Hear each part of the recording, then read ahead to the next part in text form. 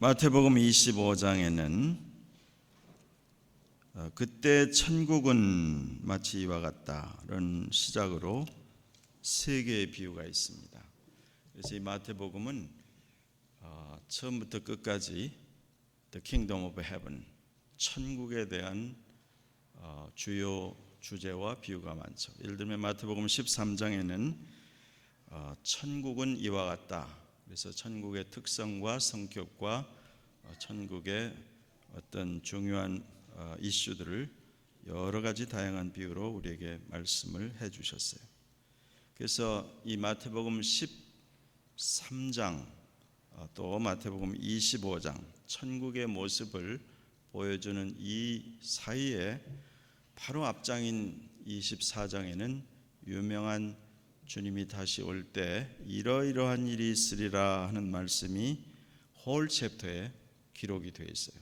그래서 인자가 다시 올 때 세상에서 이러이러한 일이 있으리라, 엄청난 일들이 일어날 것이다. 너희는 그날에 미혹을 받지 않도록 주의해라. 그런 이야기들이 그 바로 앞장에 가득 차 있습니다.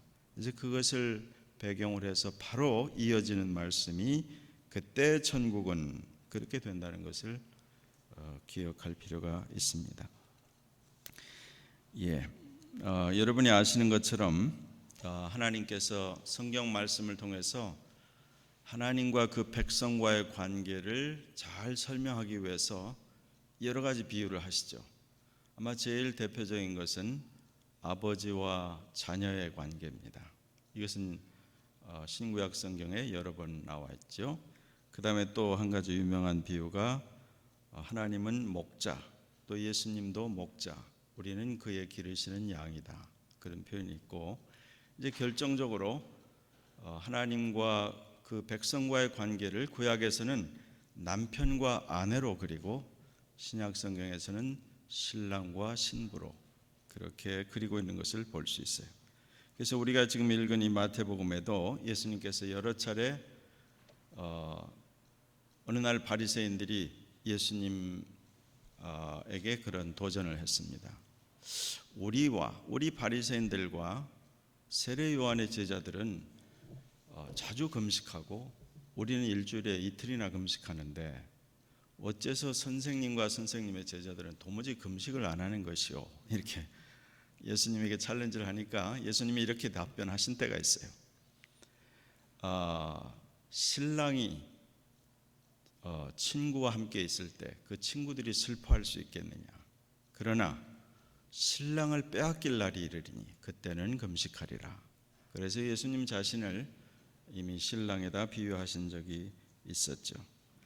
그 다음에 이제 에베소서 5장 31절로 32절에 보면 교회의 비밀을 설명하면서 교회가 곧 그리스도의 신부이었고 그리스도는 그의 신랑이 된다고 명료하게 말씀했죠.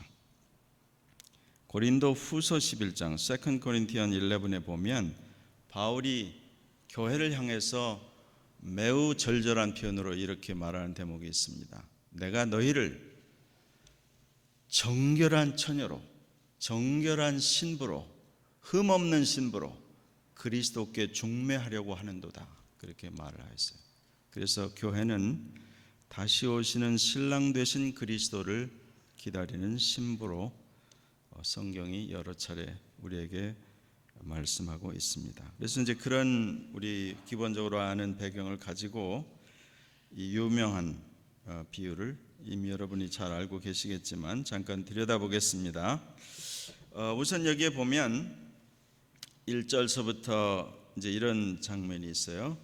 천국은 마치 등을 들고 신랑을 맞으러 나간 열 처녀와 같다 하리니, 그런 얘기가 있어요.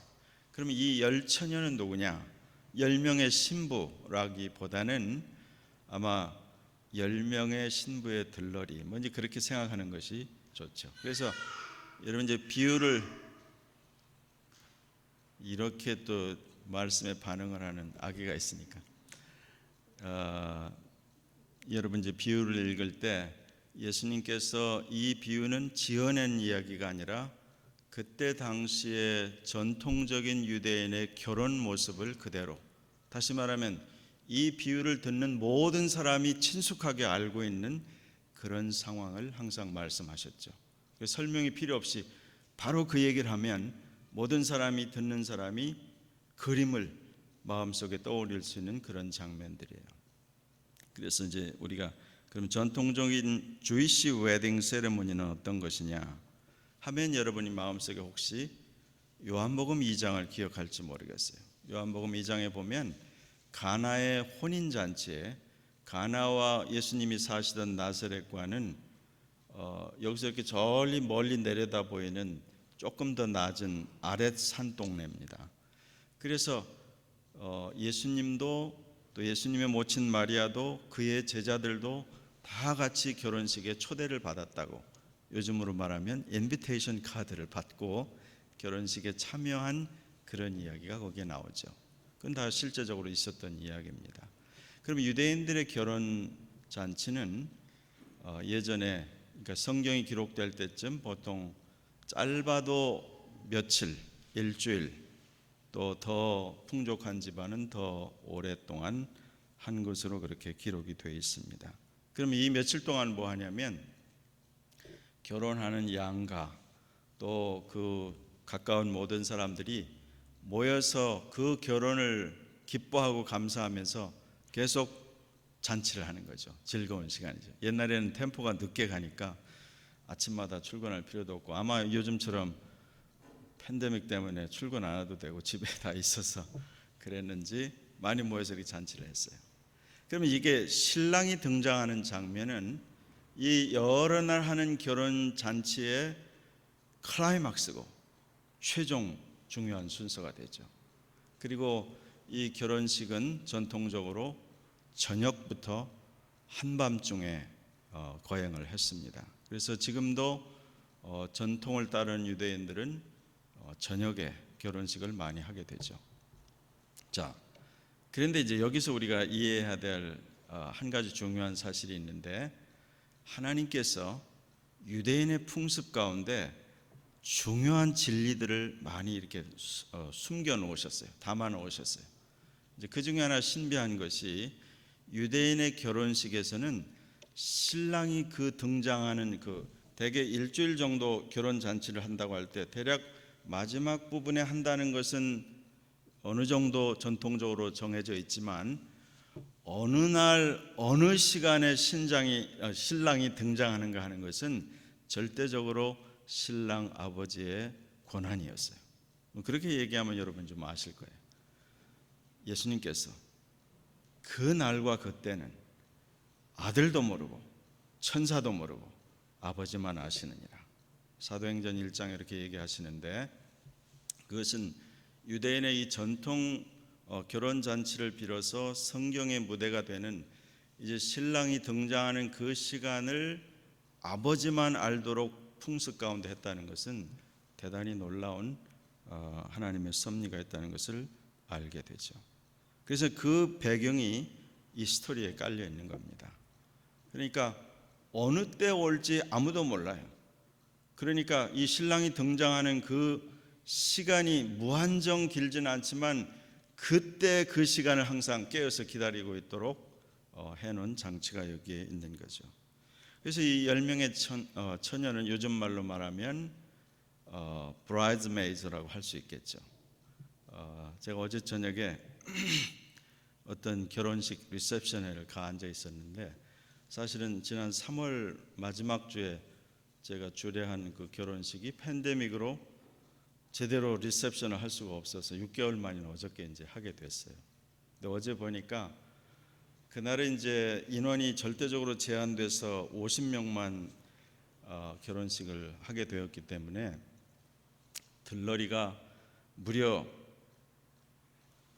신부 들러리도 신랑 들러리도 7명씩 14명이나 했다는 사실을 제가 얘기는 듣긴 들었습니다만, 어제 보니까 저녁에 한꺼번에 그 7 커플 들러리들이 짝을 지어서 등장하는 걸 제가 보면서 시간 많이 걸렸었겠구나 그런 생각을 제가 했더랬습니다.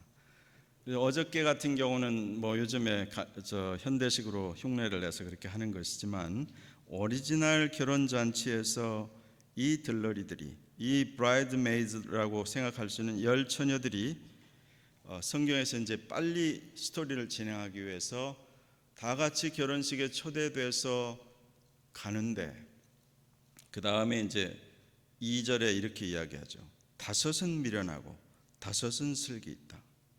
그런데 이 슬기 있다는 말이 옛날 표현인데 그냥 지혜롭다 이렇게 말하면 좋을 것 같아요. 여기서 이제 또 한 가지 우리의 관심을 끄는 것은 성경에서, 특별히 이제 신약성에서 열이라고 하는 숫자가 되게 모든 이제 그런 의미가 담겨 있고, 5이라고 하는 말은 어떤 책임에 관한 문제이긴 하는데, 여기서는 확률적으로 50%는 지혜롭고 50%는 풀리시했다 그런 말은 아니고, 예수님께서 지금 스토리를 해 나가면서 다른 모든 부분에서 거의 같은 이야기가 있습니다. 예를 들어서 밭에서 두 남자가 밭에 일을 하고 있다가 주님이 오실 때 그 남자 중에 하나는 랩처도 되고 올라가고, 다른 한 사람은 left behind 된다, 남겨진다. 두 여인이 맷돌을 갈고 있는데, 맷돌은 두 여인이 이 돌을 무거운 걸 돌리기 위해서 둘이 붙잡고 이렇게 돌리는데, 한 여인은 올라가고 한 여인은 남는다. 그렇게 말할 때 예수님이 하신 말씀의 의도는 50%는 올라가고 50%는 남는다 그런 의미는 아니죠. 여기서도 5 wise, 5 foolish라는 그 구분이 그런 의미가 아니라는 것을 여러분이 이해하면 좋을 것 같아요. 자, 근데 첫 번째 우리의 관심을 끄는 것은 이 10 virgins, 10 bridesmaids가 쉽게 말하면 이 시대 예수님 때부터 예수님 오실 때까지 모든 교회 크리스찬 기독교인이라고 우리가 이제 생각을 해보면 쉽게 이해할 수 있겠죠. 그런데 이 모양이, 외모는 다 똑같이 생겨서 그 구분을 어떻게 하고 있느냐면 4절 5절에 이렇게 말하죠. 3절 4절입니다. 미련한 자들은 등을 가지되 기름을 가지지 아니하였고, 슬기 있는 자들은 그릇에 기름을 담아 등과 함께 가져갔더니.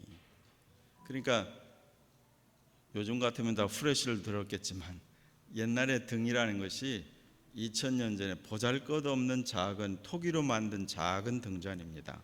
그러니까 거기에 맥시멈으로 기름을 채운다 하더라도 얼마 가지 못하죠. 그러니까 이게 오래 갈 것 같은 그런 느낌이 들면 엑스트라 오일이 필요하겠죠. 그래서 그 얘기를 지금 하고 있는 것입니다. 그러니까 지혜로운 이 처녀들이라고 하는 표현은 언제 이 등이 꺼질지 모르니까 엑스트라 오일을 충분히 준비했다는 것이고, 이 미련한 처녀들은 다 똑같은데 등만 가지고 그냥 아무 준비 없이 갔다는 그런 거죠. 그런 이야기 정도는 우리가 너무 쉬운 표현이긴 한데, 이 부분에서 이제 우리가 생각하는 특별한 점이 이제 이거죠. 5절 한번 같이 읽어볼까요? 5절 시작. 신랑이 더디옴으로 다 졸며 잘세. 여기에 우리가 많은 생각을 하게 됩니다. 앞에 분명히 어떤 사람은 wise하고 어떤 사람은 foolish한데, every virgins, every bridesmaid가 다 졸며 잘세. 왜냐하면 신랑이 더디옴으로, 저들이 기대했던 것보다 훨씬 더디옴으로 기다리다가 지쳐서 졸며 자게 되었다고 이야기를 하죠. 이거는 우리에게 굉장히 시사하는 바가 많은데, 지금 결론적으로 말하면 우리가 사는 이 시대가 주의 오심이 매우 가까운 데 산다고 하면 일반적으로 지금의 교회들, 지금의 크리스찬이티가 얼마나 졸며 자는 상태에 있는지, 일반적으로 얼마나 우리 앞선 세대에 엄청난 어웨이크닝을 하고 부흥을 하고 핍박과 환난 시대에 뜨겁게 쓰임을 받던 그런 교회들과 주의 자녀들에 비해서 오늘날의 수는 많고 건물도 화려하고 굉장히 많은 업적을 자랑하고는 있지만, 성경적인 표현으로 우리가 단적으로 말하면 every virgin is sleeping and drowsy, 그렇게 말하는 것입니다. 그래서 우리에게 많은 것들을 생각하게 하죠. 그 말은 또 한 가지 뒤집어서 말하면 주님께서 이 시대적으로 무기력하고 한 이 교회에 대해서 일반적으로 어떤 생각을 가지시는지 우리가 한번 생각해 볼 수 있고, 그런데 중요한 것은 이것입니다. 그런 가운데서도 어느 처녀들은, 어느 크리스찬들은 엑스트라 오일을 가지고 갔고, 다시 말하면 준비가 되어 있었고, 애니타임 신랑이 등장할 때 그 등 심지를 키워서 할 수 있는 준비가 되었다고 이야기를 하는 거죠. 그래서 이제 6절에 보면 드디어 밤중에 소리가 납니다. 소리가 나. 보라 신랑이로다. 이제 원어적인 표현으로 말하면 이 보라라는 말이 있을 때마다 엄청난 지금 장면이 바뀌는 것을 말합니다. 예를 들어서 볼지어다, behold, look 이럴 때마다 지금까지 잠들어 있고 무기력하였고 기다리다가 지쳐 있고 아무 일도 일어나지 않는데 주의 약속이 과연 사실인가 그러면서 모든 희망을 거의 포기하려고 할 그때쯤 갑자기 장면이 바뀌면서 라는 의미가 이 behold에 담겨 있어요. 보라 신랑이로다. Here he is. He is coming. 그렇게 이제 외치는 소리가 나오는 거죠. 이 표현은 서신서의 여러 부분에서 또 예수님 자신도 이 앞에 바로 마태복음 24장에서 이렇게 말씀하죠. 한번 들어보세요. 마태복음 24장 30절 31절 읽습니다. 그때 인자의 징조가 하늘에서 보이겠고 그때 땅의 모든 족속들이 통곡하며 그들이 인자가 구름을 타고 능력과 큰 영광으로 오는 것을 보리라. 그가 큰 나팔 소리와 함께 천사들을 보내리니 그들이 그의 택하신 자들을 하늘 이 끝에서 저 끝까지 사방에서 모으리라. 그 얘기가 이 짧은 표현 안에 담겨 있는 것입니다. 그래서 7절에 보면 처녀들이 졸며 자다가 눈을 부비면서 일어나서 등을 준비할세. 이 표현은 굉장히 리얼합니다. 등잔불을 경험해 보지 못한 여러분 세대에게는 이 표현이 무슨 말이냐면 이제 조그만 호롱불이에요. 우리가 여러분 나이 때만 해도 도시 중심 외에는 전기가 없었습니다. 그래서 기도원이나 어디 조금 가면 다 이런 소위 등잔불, 호롱불 이런 걸 가지고 집회를 며칠이고 했어요. 그래서 여러 날 저녁을 하고 나면 다 이 끄름 때문에 코밑이 다 우리 20대 초반의 젊은 자매들도 코밑에 수염이 나고 이제 그런 일들이 많았죠. 그래서 이게 처음에 우리가 이제 잠잘 때쯤에는 깜깜하니까 아무런 무슨 등도 없고 프레시도 없으니까 이 심지를 최대한 낮춰 놓습니다. 꺼지지 않을 만큼.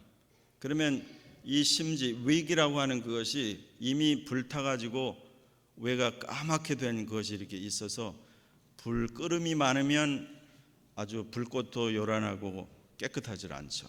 그리고 등잔 둘러싸고 있는 유리들은 옛날에는 뭐 유리도 없었습니다만 시커멓게 끄름이 묻죠. 그래서 이제 그런 것을 하기 위해서 몇 명의 우리 책임자들은 수시로 등잔 알을 빼서 이 끄름을 다 닦아내야 되고 심지는 가위로 여기서 말하는 이게 등을 준비할 때에게 영어 성경에 보면 trimming the wick 그 심지를 이렇게 잘라서 깨끗하게 한다는 그런 의미예요. 그러니까 이제 불을 이제 올려야 되니까 그 동안에는 조그맣게 했던 심지를 크게 키워서 지금 이제 나갈 채비를 해야 되는 거예요. 그 얘기를 지금 부산하게 7절에 그런 장면이 되어 있습니다. 그러니까 벌써 시간이 상당히 지났으니까 조그만 호롱불에 이제 거의 심지밖에 남지 않고 기름이 거의 다 된 그것을 우리가 연상할 수 있죠. 8절에 꺼져가니 너희 기름을 좀 나눠달라. 그랬더니 9절에 이렇게 대답하죠. 9절 한번 읽어봅니다. 시작. 슬기 있는 자들이 대답하여 이르되 우리와 너희가 쓰기에 다 부족한가 하노니 차라리 파는 자들에게 가서 너희 쓸 것을 사라 하니. 이제 이 부분에서 우리가 어떤 사람이 이렇게 재밌게 표현했어요. 아니 나눠달라는데 나눠줘야 되는 거 아니에요? 왜 안 나눠주고 그래? 뭐 이런 거죠. 근데 여러분, 이 비유에서의 항상 마지막으로 갈수록 포인트가 점핑을 합니다. 실제 상황에서는 나누어 줄 수 있었겠죠. 그렇지만 지금 여기서 강조하는 예수님의 그 포인트는 나누어 줄 수 없는 부분이 있다는 것을 지금 우리에게 예시하고 있는 것입니다.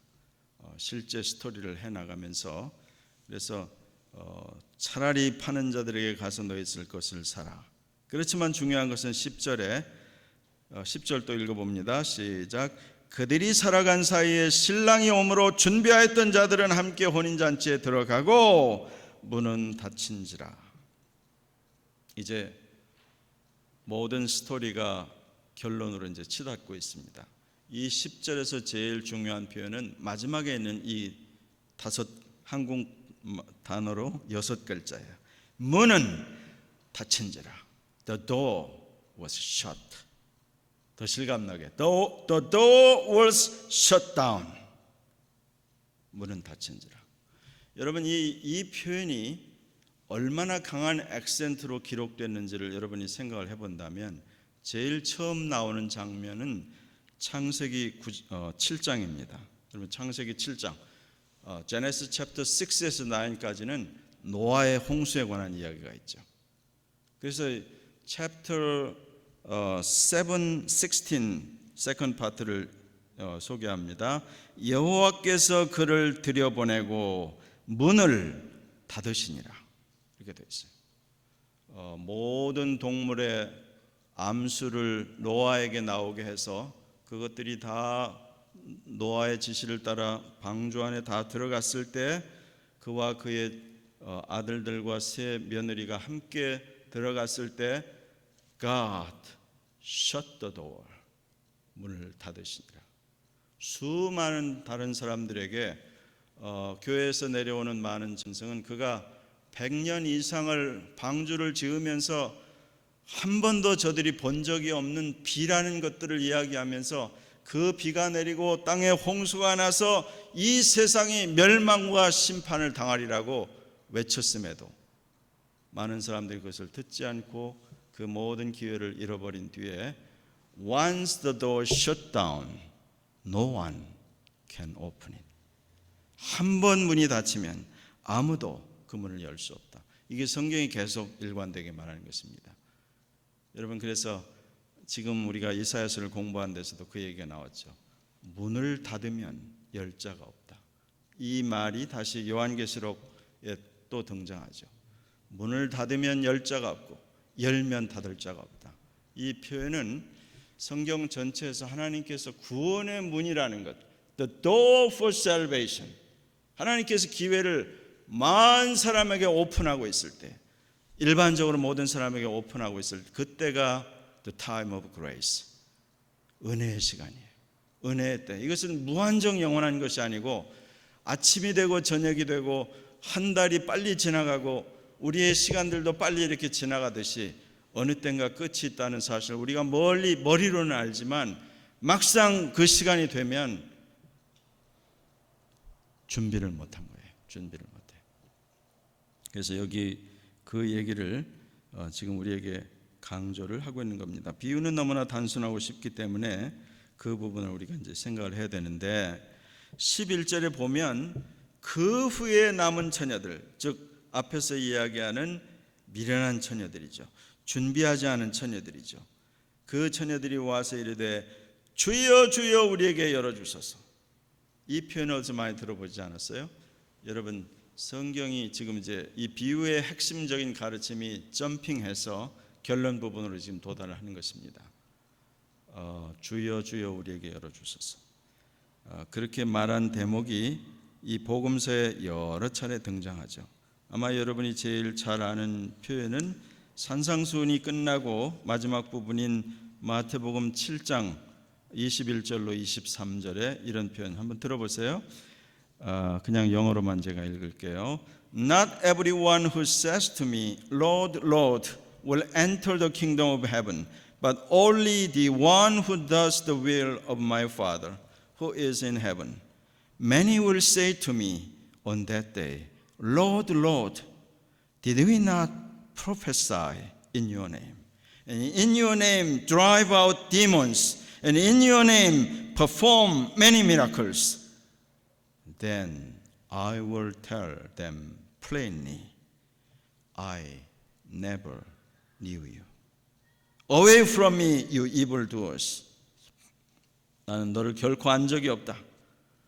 이 악을 행하는 자들아, 나에게서 떠나가라. 이렇게 말씀하신 내용이 똑같은 여기서 말하는 12절 이야기입니다. 내가 너희를 알지 못하노라.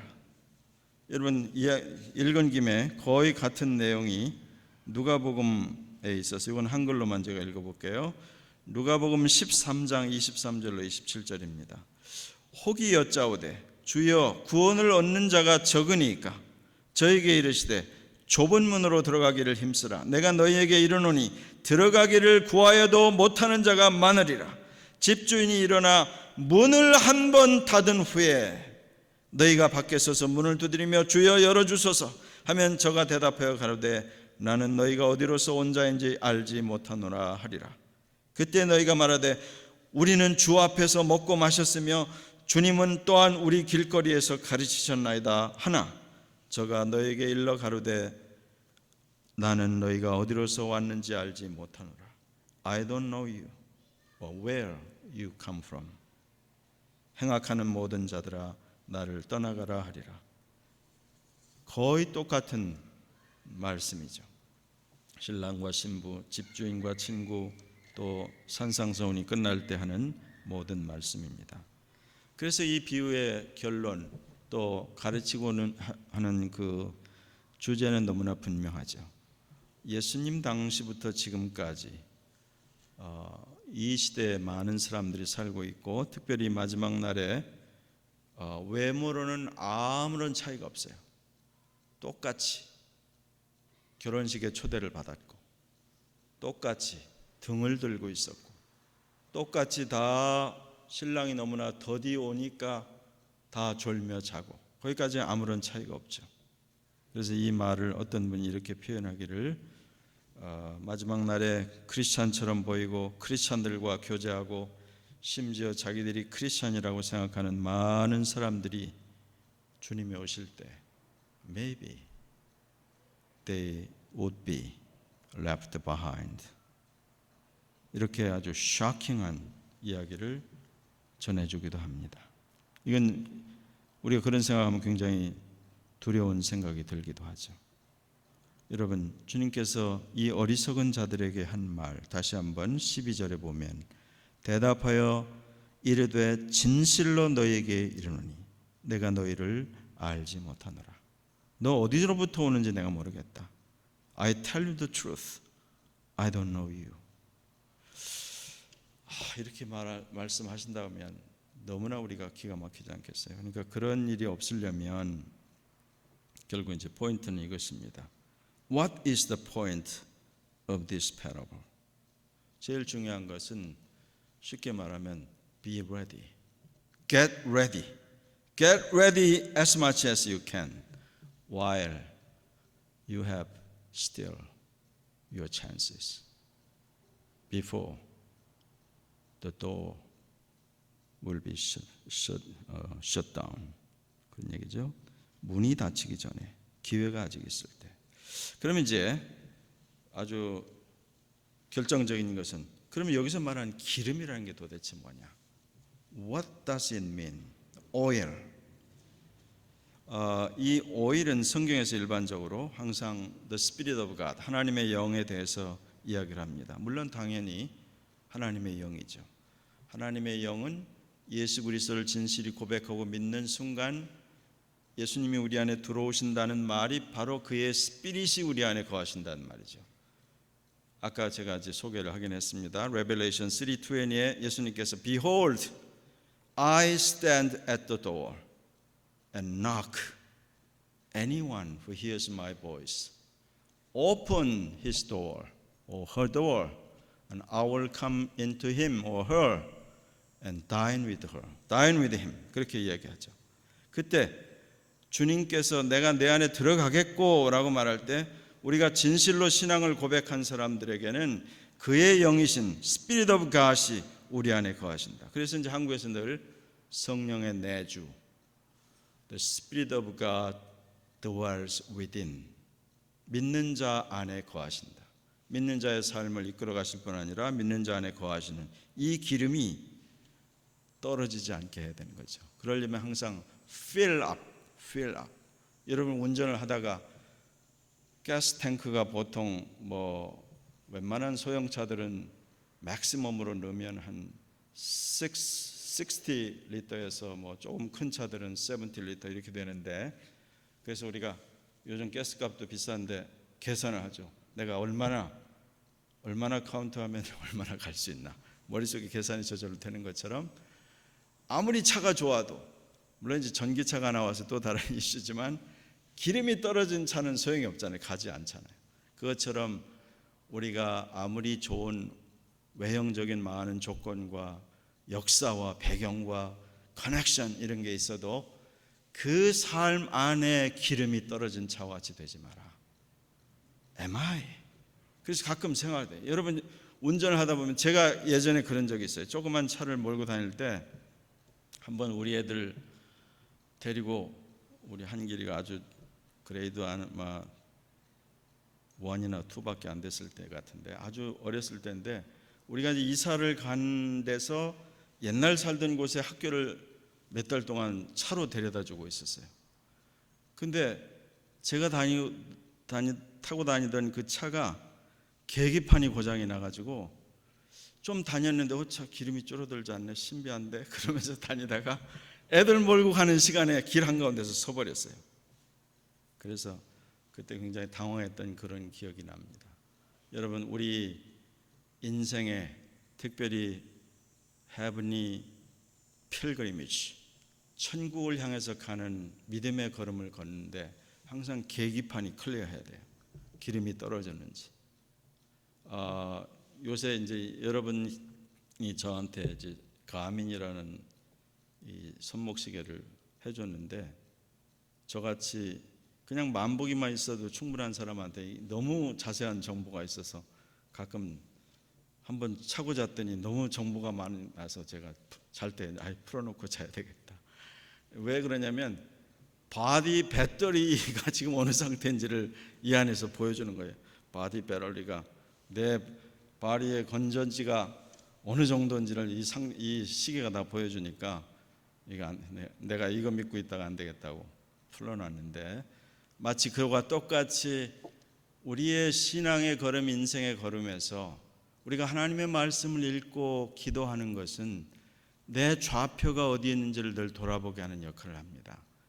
그렇게 안 하면 세상 없는 사람도 저같이 평생을 성경을 가르치고 설교를 하고 이런 사람이라고 다름이 없습니다. 똑같아요.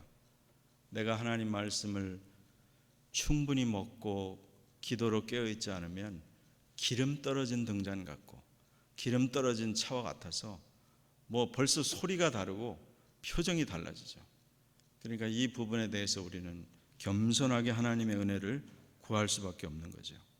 그리고 이제 또 한 가지는 아까 우리 이제 이 이야기 스토리에서 나온 대로 내 가족이나 내 사랑하는 남편과 아내, 심지어 내 자식이나 부모님이 신앙이 아무리 돈독하고 기도를 많이 해도, 물론 하나님께서 누구의 기도를 들으시고 그 기도를 통해서 역사하실 때가 많지만, 제가 이런 얘기하기보다 성경에 특별히 에스겔이나 구약의 여러 군데서 이런 얘기가 있어요.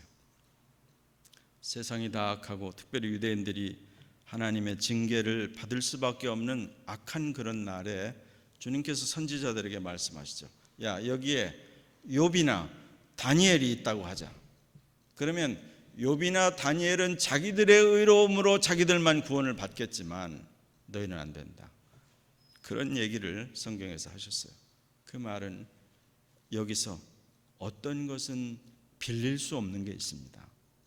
남의 것으로 갈 수가 없어요. 자기 자신입니다. 여러분, 로마서나 고린도서에는 이 말을 굉장히 심각하게 이야기합니다. Total loneliness before God. 하나님 앞에 누군가 다 설 날이 오는데 그때는 아무도 내 곁에 나를 변호해 줄 수도 없고 내 편을 들어줄 수도 없고 내게 대신 뭐 꼬아서 빌릴 것이 없고 혼자서 그가 행한 모든 것을 고백할 날이 온다고 계속 로마서에서 고린도서에서 우리에게 증거하고 있죠. 그래서 저는 여기에 일반적으로 기름이 성령을 나타내긴 하지만 여기서 지금 이야기하는 빌릴 수 없는 그 기름과 같은 역할은 쉽게 말하면 우리의 믿음, 우리의 성품, 그렇게 한번 생각을 해보죠. 왜냐하면 true faith라고 하는 것도 여러분 성장하게 되어 있습니다. 우리가 조그만 화초나 나무 묘목을 키워보면 그것이 매일 물을 주고 햇볕을 받아서 점점 자라가는 것처럼 여러분 아무도 관심이 없이 화분을 받는 대로 묘목을 받는 대로 저 그늘에다 처박아 놓으면 제대로 자랄 리가 없죠. 제가 여러 번 소개한 대로 하나님께서 우리 인생을 한 그루의 나무에 비유하신 때가 많아요. 한국에서 여러분 떠옮겨서 여기 심겨진 나무들도 있고 여기서 태어난 나무들도 있어요. 적절한 수분, 적절한 햇볕, 적절한 토양 이런 것이 다 성장하는 데 필요하죠. 똑같이 우리 인생의 삶이 아름답게 피어나고 열매를 맺기 위해서 여러분 하늘 아버지가 주는 햇빛과 같은 자양분이 되는 하나님의 말씀과 내 인생의 삶을 이끌어 나가는 기도와 작은 순종의 걸음들이 중요하죠. 저는 그래서 여러분 우리 식구는 얼마 안 되지만 여러분이 기본적으로 보여주는 그 작은 마음의 격려를 제가 보내고 싶어요. 여러분 지난 몇 달 동안에도 여러분이 어디 가서 뭐 캠핑을 가고 여행을 가는데도 롱 위켄드가 끼고 갔다 올 수 있는데도 갔다 왔다고 뭐 특별히 누가 뭐라고 하는 것도 아니고 신문에 낼 것도 아니고 또 여러분의 믿음에 크게 지장이 있는 것도 아닌데 꼭 토요일까지는 돌아와서 주일 예배를 드리겠다. 그런 마음을 제가 이렇게 들을 때 제 마음에 참 이쁘다 그런 생각이 들어요.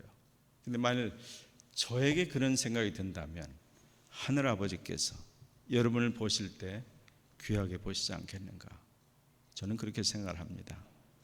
매우 작은 거지만 그 모든 것은 모아져서 여러분의 그 true heart를 보여주거든요.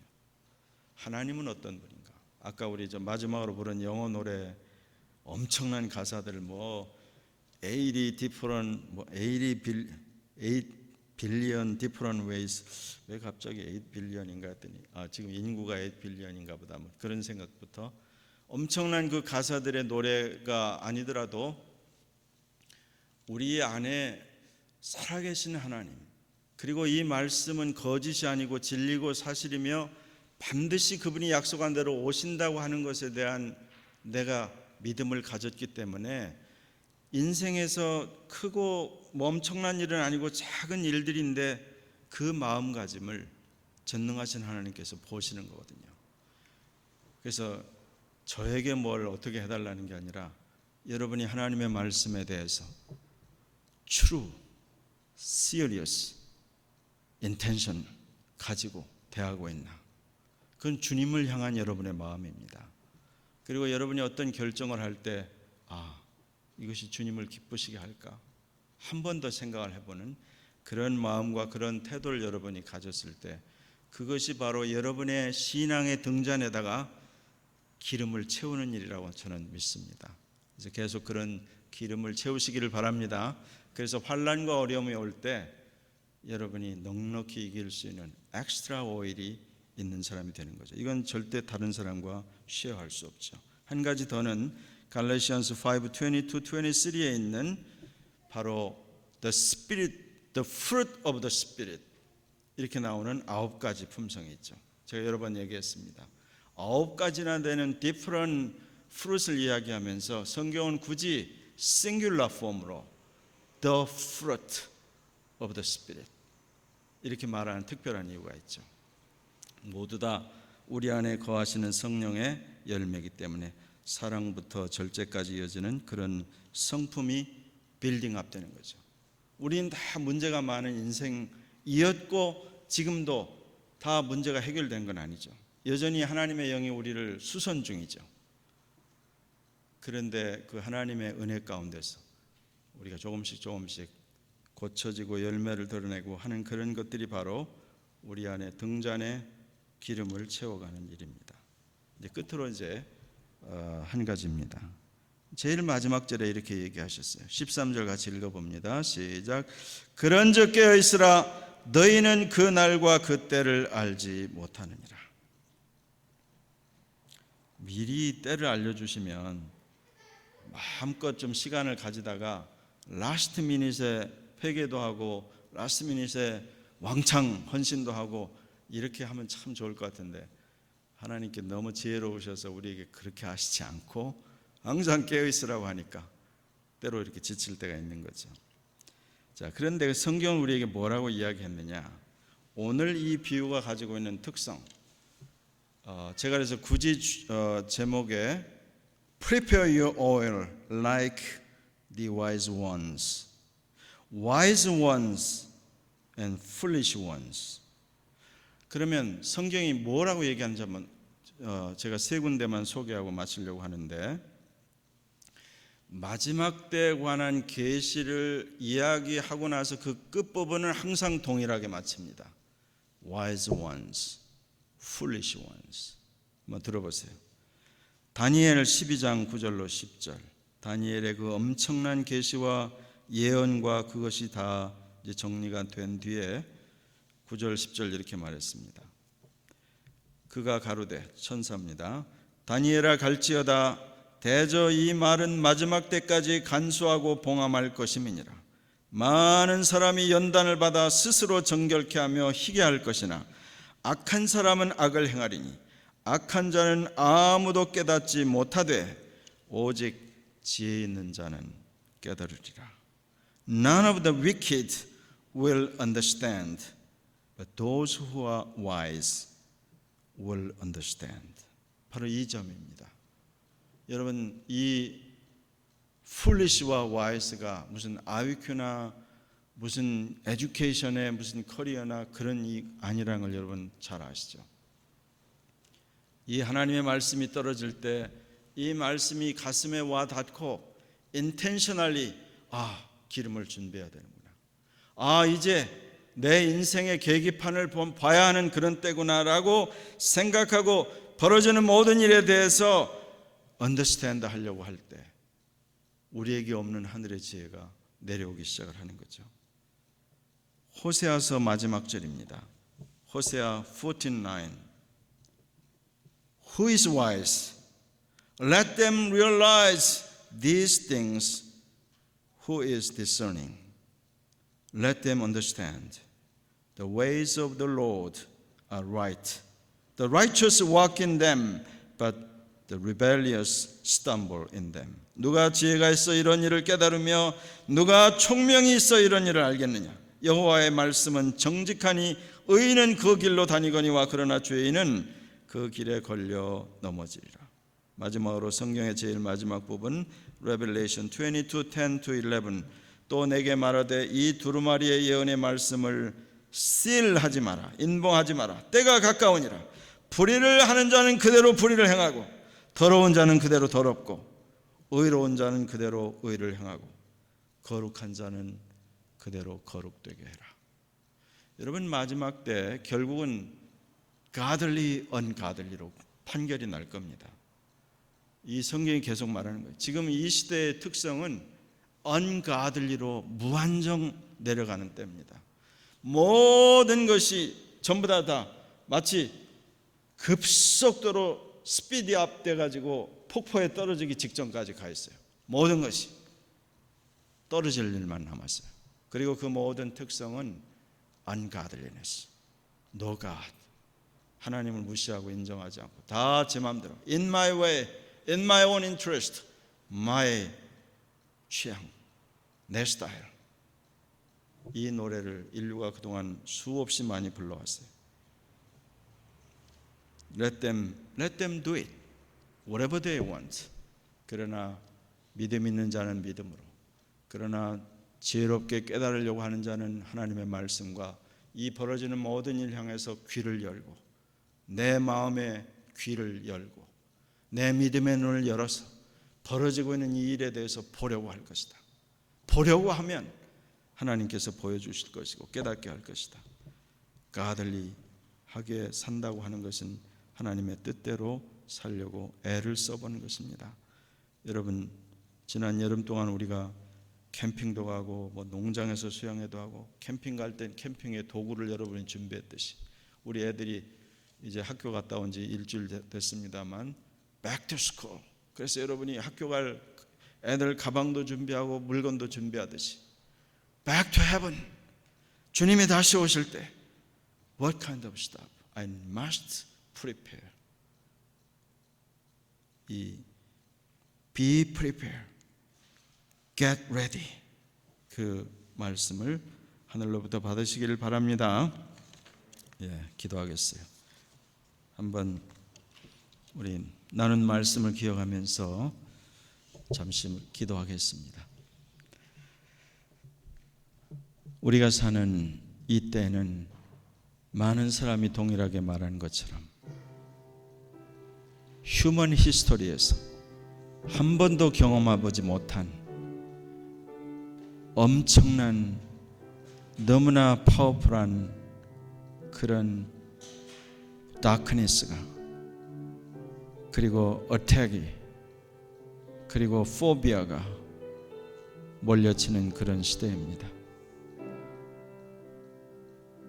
이 시대의 교회들은 너무 오랫동안 기다리다 지쳐서 졸며 자는 교회와 같이, 처녀들과 같이 무기력하기 짝이 없는 교회들입니다.